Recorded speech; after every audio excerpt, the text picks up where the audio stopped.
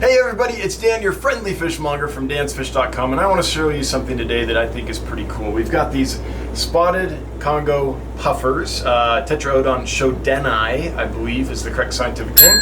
And one thing that's cool about them is they are a little dwarf puffer, so they don't get too big, which is nice, and they're pure freshwater species, so you don't have to worry about adding salt or mixing the correct brackish water or anything like that. So that's why I like them. They're small, so you don't have to have a monster tank. They're freshwater, and the other thing is they're pretty peaceful for a puffer, so you can keep more than one in an aquarium. There's a lot of puffer species that are very territorial, and if you put two in the tank together, it'll be a bloodbath. But with these, you can actually keep a group. So these and the Amazon puffers are kind of the go-to for a small, peaceful, freshwater, peaceful, I mean, it's a puffer, but for puffers, peaceful, freshwater puffer, if you want something besides like a pea puffer. So something that I want to show you with these today is how they're eating. It's often really difficult to get puffers to eat anything that isn't live or frozen, but we've worked really hard and we trained these guys to eat vibrobites. So if you don't know what vibrobites are, they're by Hikari, not sponsored or anything. It's a food that works for me, so I use it.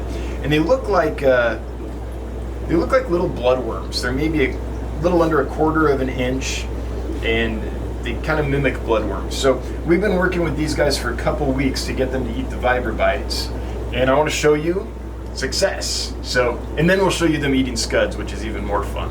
But to start, check this out. Kind of get them so they'll sink.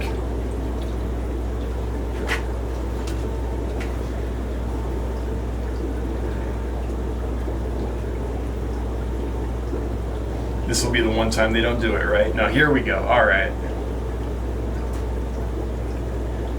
I'm really happy about this because this is the first step towards getting them to eat rapashi with crushed oyster shells in it. So with puffers, you have to watch their beaks. Their beaks will get overgrown because in the wild they're molluscivores, so they'll eat little snails, little shellfish, and things like that. So they're kind of like a gerbil or a hamster. Their teeth are growing constantly, and in the wild their teeth are worn down every time they feed because they're eating hard-shelled stuff that does a number on their teeth.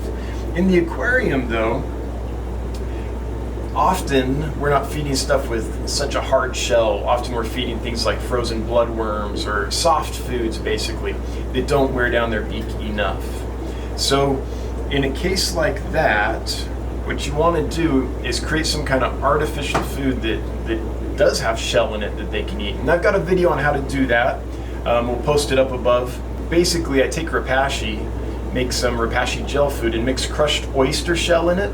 And getting these guys to eat these vibrobites is kind of the first step to getting them transferred over to rapashi with oyster shell in it. So if you have puffers, you kind of have to find a way to keep their teeth from overgrowing, and rapashi with oyster shell is the way I like.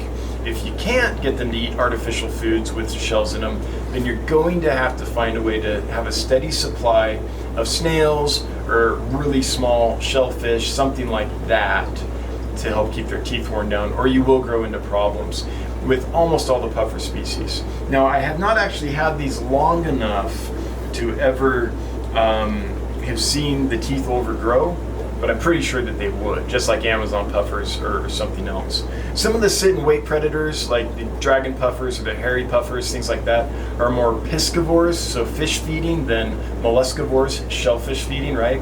So they eat more fish than shellfish. So some of them, you don't have as much a problem with the beak overgrowing.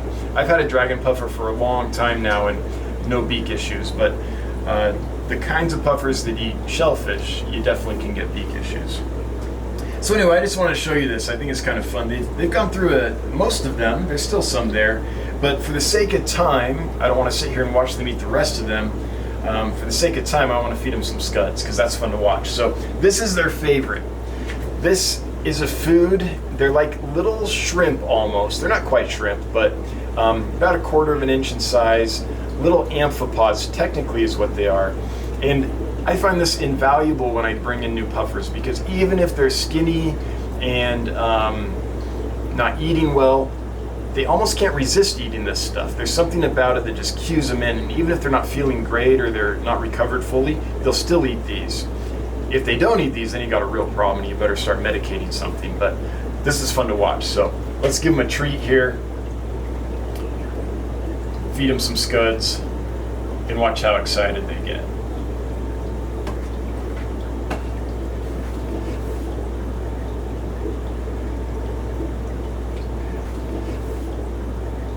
This is one of my favorite things to do, is just watch puffers chase scuds and eat them.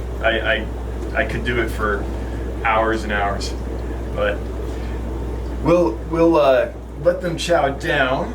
I'll give them just a minute here. We'll let them chow down.